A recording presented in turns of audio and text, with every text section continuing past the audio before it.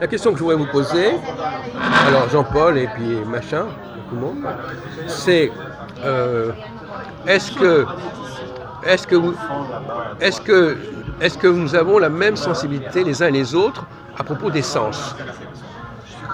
Est-ce que votre sens des odeurs est aussi développé que le sens des mots, par exemple?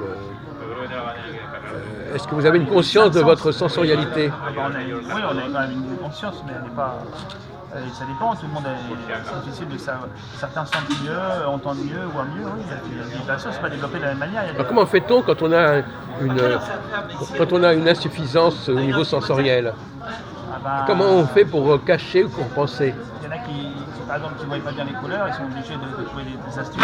Oui. D'autres qui ont une insensibilité du goût, ils ne pourront pas faire certains métiers, ils ne pourront pas être goûteurs ou Oui. machin. Voilà. Après, il y a des handicaps, il y a des gens qui sont soit naturellement, soit provoqués par une maladie ou par personne n'a les sens des gens sont différents. Il y en a qui sont plus les sens plus affinés que d'autres. Est-ce qu'on peut être par exemple musicien et pas avoir d'oreille musicale? On peut écrire de la musique, oui, on peut apprendre de la musique comme on apprend une grammaire et écrire de la musique sans avoir on peut, mais pour pouvoir jouer, c'est mieux d'avoir l'oreille. Mais je crois qu'il y en a qui étaient sourds, ils étaient des grands musiciens. Alors, en apprenant le solfège, on peut réussir à pallier.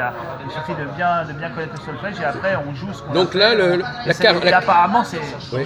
bien, ça plaît aux oreilles. La carence auditive, elle est compensée par quel autre procédé, par quel procédé? Là, c'est la vue. La vue, voilà. Donc la vue vient au secours de l'ouïe. Prenons un autre cas. Mettons par exemple que vous ayez un problème olfactif.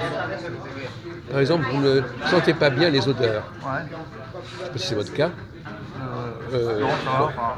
Comment vous faites pour compenser ce défaut olfactif, l'odorat? C'est ce qu'on pourrait appeler une cécité olfactive en quelque sorte. Je sais pas trop pour le. Imaginez. Comment va faire quelqu'un qui n'a pas une bonne perception dans un certain domaine sensoriel? On a déjà débroussaillé le sujet.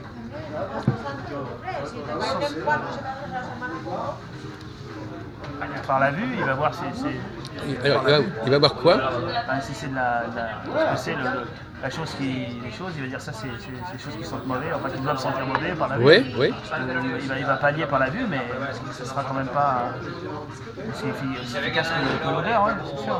L'odeur, elle le renseigne tout de suite, sans qu'il ait vu la chose, il sait que c'est de la merde par exemple. Non mais là justement, il la sent pas. Ouais, il la sent pas, donc il faut qu'il la voie, on va dire. Il faut qu'il voit l'odeur. Qu'il voit la chose, Comment on peut voir l'odeur? Il faut qu'il voit la chose, il va dire ça, Voilà. ça va sentir mauvais, mais Voilà. c'est vrai que c'est un grand handicap parce qu'il ne pourra pas sentir. Donc, le mot propre, par exemple, c'est un mot ambivalent. Qu'est-ce que c'est quelque chose qui est propre? C'est quelque chose qui n'a pas d'impureté sur lui, Quelque chose qui est propre, est-ce que ça sent mauvais, quelque chose qui est propre? Non, ça ne va pas sentir mauvais, non. C'est nettoyé, voilà. Mais propre, c'est visuel ou olfactif, la propreté? C'est les deux, il y a les deux. On voit la poussière et on sent les odeurs, les deux nous renseignent sur la saleté. Donc, si vous ne vous sentez pas bien, vous faites regarder si les choses sont propres. Déjà, oui. S'il n'y a pas de taches, s'il n'y a pas de forme un peu étrange, par exemple des excréments, par exemple. Voilà.